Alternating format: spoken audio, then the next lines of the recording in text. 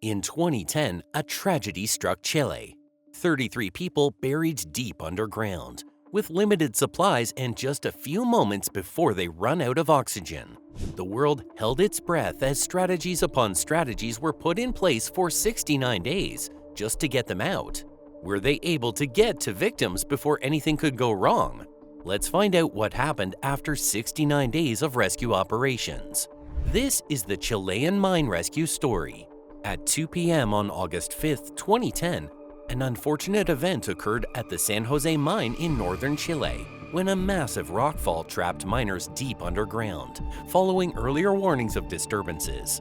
The mine, which had been operational since 1889, had a history of accidents, including a fatal explosion in 2007 that claimed 3 lives. Despite this, the mine was reauthorized for continued operation by Chile's National Geology and Mining Service in 2008 without significant safety improvements. At the time of the collapse, 33 workers were inside the mine, which extended approximately 800 meters underground.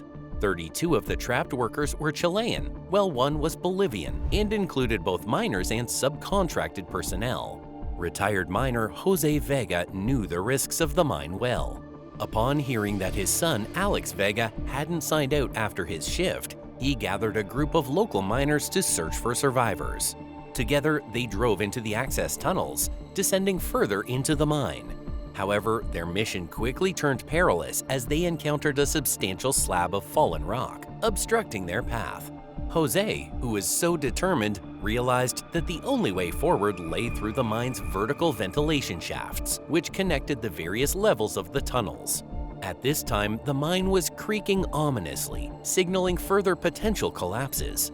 Undeterred, Jose and his team began to descend into the shafts, aware that another rockfall could be fatal. Despite the risks, he found an opening that might lead beneath the blockage.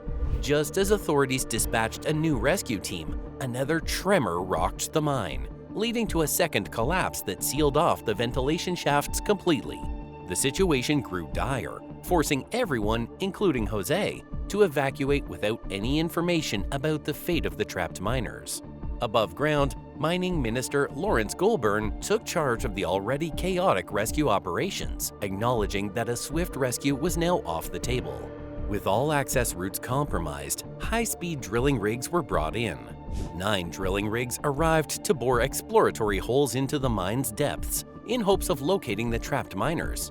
Raul Dagnino, the leader of the drilling efforts, stated the urgency that they only had a few days before oxygen would run out for the trapped miners. As the drilling commenced, anxious family members and friends gathered at the mine, holding on to hope for news about their loved ones trapped in the darkness. The rescue teams concentrated their drilling efforts on 3 distinct levels where the miners might be located.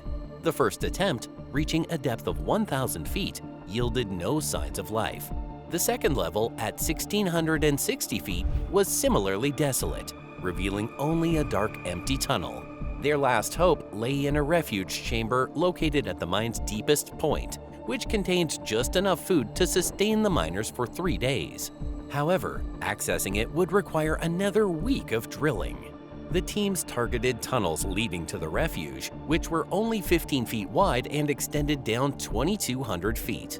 As days turned into 2.5 weeks since the initial collapse, the first of 4 drilling rigs finally approached the refuge, but fell short by less than 100 feet. This disappointment weighed heavily on the crew. With the situation growing increasingly desperate, anxiety filled the camp as each passing day diminished the miners' chances of survival.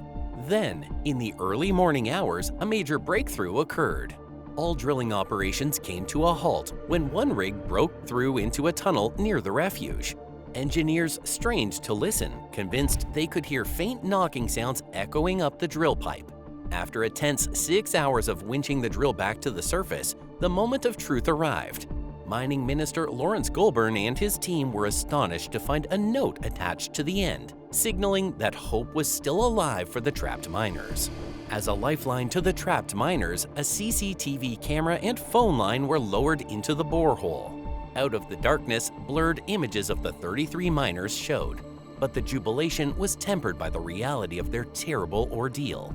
After 17 grueling days spent in pitch-black conditions, No one knew the extent of the toll on their bodies and minds. The shift supervisor, Luis Urzua, was one of the first to share their story. Following the collapse, he had organized search parties and discovered that the miners were not confined to the refuge chamber. They had managed to move through over half a mile of tunnels. They recounted the desperation of those initial days. With a strict rationing system in place, each miner had survived on a mere sip of milk and a spoonful of tuna every 2 days. The physical effects of starvation were evident because their bodies were on the brink of collapse. Now that the rescue team knows the trapped miners are alive and their location is known, the next challenge is to find a way to provide them with food and then take them out. 3 6-inch boreholes were drilled. One of these connected with the miners' tunnel outside the refuge, while the other 2 reached a higher tunnel near the workshop. These narrow channels became critical lifelines, allowing provisions to be sent down to the miners. However, there was a serious concern. The food they desperately needed could also be dangerous. To address this, the Chilean government reached out to NASA for guidance, and Dr. Jay Pull, a medical expert, joined the rescue team. He explained that the miners had been surviving on less than 300 calories a day, effectively starving. The danger was that introducing too much food too quickly could lead to refeeding syndrome, a potentially fatal condition characterized by imbalances in electrolytes, particularly phosphate, which could lead to cardiac complications. Therefore, a carefully balanced solution of glucose, minerals, and vitamins was prepared to safely nourish the miners as they awaited their rescue. Now, engineers were focused on the daunting task of getting the trapped miners out. The plan was to drill a half-mile deep shaft wide enough to lower an escape capsule for the rescue. It sounded straightforward, but this feat of engineering could take months, and no one knew how long the men could hang on. For the rescue strategy, the Strata 950 drilling rig arrived and was called Plan A. This powerful drill uses 3 rotating tungsten steel discs to cut through the rock. First, it will create a small 15-inch pilot hole, and then a second device called a reamer will widen the hole to 28 inches, just wide enough to pull the men to safety. The Strata 950 was designed for precision, drilling perfectly straight vertical shafts. But there was a catch. It needed more than 20 liters of water every second to keep it cool. And the problem here is, they were in the middle of the Atacama Desert, the driest place on Earth. The nearest water supply was an hour away, so convoys of water tankers were constantly shuttling back and forth, ensuring the rescue effort didn't falter. On August 31st, 26 days later, the drilling finally began. The bad news was it could take up to 3 months to reach the miners, and conditions down there were already brutal. The tunnels were a stifling 95 degrees Fahrenheit, and the humidity was off the charts at 95 degrees. The rock walls were soaked with moisture, and the miners faced a new kind of danger: fungal and bacterial infections, since they were completely cut off from sunlight. To make things even more challenging, some of the miners had health issues.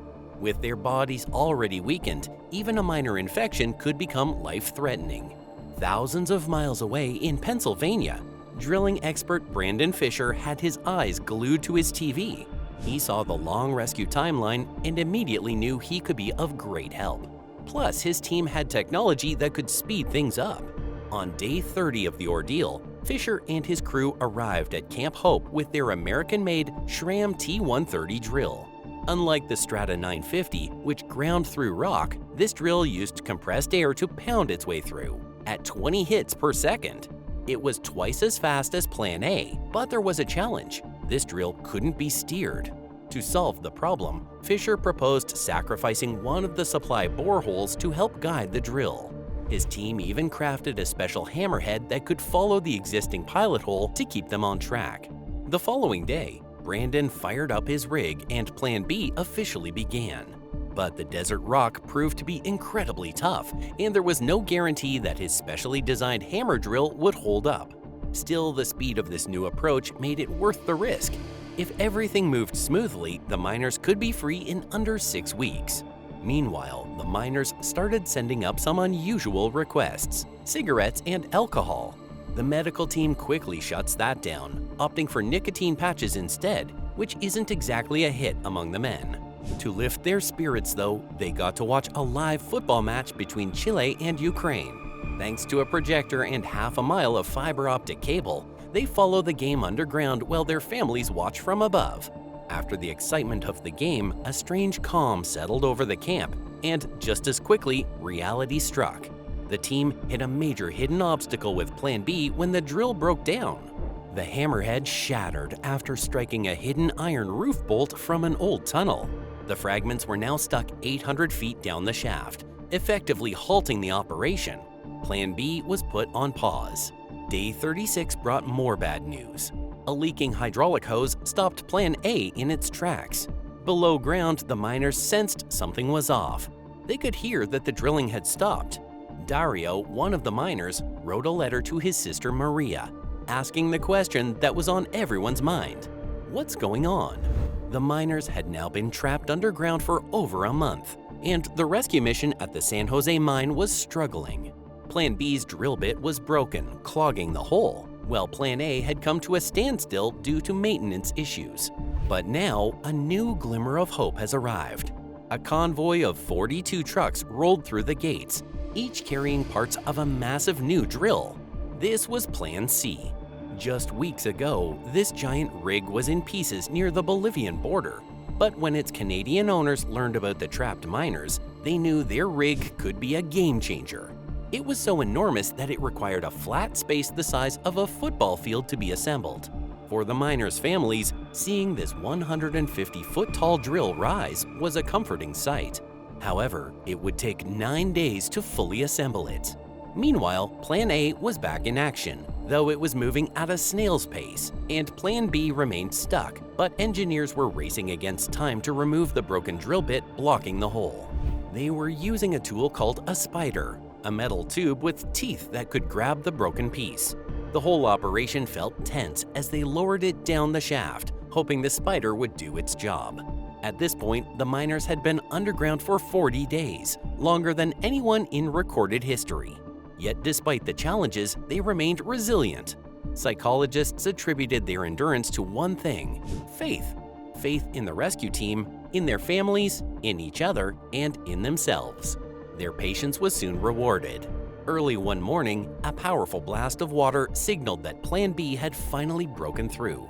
The narrow 12-inch pilot hole had to be widened to 28 inches to allow for the miners' safe escape. Brandon's team had developed a new, more powerful drill bit, equipped with 4 hammers to tackle this next phase. If all went smoothly, they could reach the miners in 26 days. On September 18th, Chile celebrated its 200th Independence Day, and the miners, now trapped for 44 days, joined in from underground. But as the days stretched on, concerns over their mental and physical health grew. Eventually, the authorities gave in and allowed cigarettes to be sent down. The massive Plan C drill was now fully assembled, ready to make one final uninterrupted push. It was a beast of a machine, capable of digging the rescue shaft in just one pass. Meanwhile, Plan B suffered another setback. Brandon's drill bit broke again, and this time the miners were the first to find out. They immediately called to inform the team above, joking about the mishap. But it was clear that Plan B may not be strong enough to conquer the tough rock. By day 50, the miners had grown used to the ups and downs of the rescue efforts. But on day 52, a glimmer of excitement broke through. The rescue capsule, nicknamed the Phoenix, arrived at the camp. Painted in the colors of the Chilean flag, this vehicle is capable of eventually carrying the miners to safety, one by one, through the narrow shaft. Each miner would spend around 20 minutes in the capsule as it was pulled through the half-mile of rock, and in case of any mishaps, there was an intercom and oxygen supply on board. The capsule's arrival marked a turning point in the mission, but it was clear the rock was much harder than expected. Plan C was digging slower than hoped, chewing through just 50 feet a day. Authorities decided to shut down Plan A entirely, which hadn't even finished drilling its pilot hole. Meanwhile, the miners stayed busy clearing out the 20 tons of debris created by Plan B's drilling each day. Finally, after weeks of ups and downs, Plan B was just 10 feet away from completing the rescue shaft. Everyone was on edge, knowing how fragile the situation was. The rock just above the miners was unstable, and another collapse was a real possibility. The team inched forward, drilling at half speed, until at last, Plan B broke through. Cheers erupted from the rescue team. They had done it! With the escape route ready, attention shifted to the Phoenix capsule. Medics had decided that the strongest miners would go first, followed by those in poorer health. Just after midnight on day 69, the first miner, Florencio Avalos, was pulled to safety. His wife and son waited anxiously at the surface, along with the Chilean president. One by one, the miners emerged, including their energetic spokesman, Mario Sepulveda, who brought rocks as souvenirs. The 10th man out was Alex Vega, whose father was among the first to organize the search effort. Finally, the last man to surface was Luis Urzua, the leader credited with keeping his team alive during the ordeal. It truly feels unreal when stories like this are heard. What are your thoughts on it? Drop them in the comments below. And make sure you subscribe for more thrilling stories you would never believe ever happened. Thanks for watching.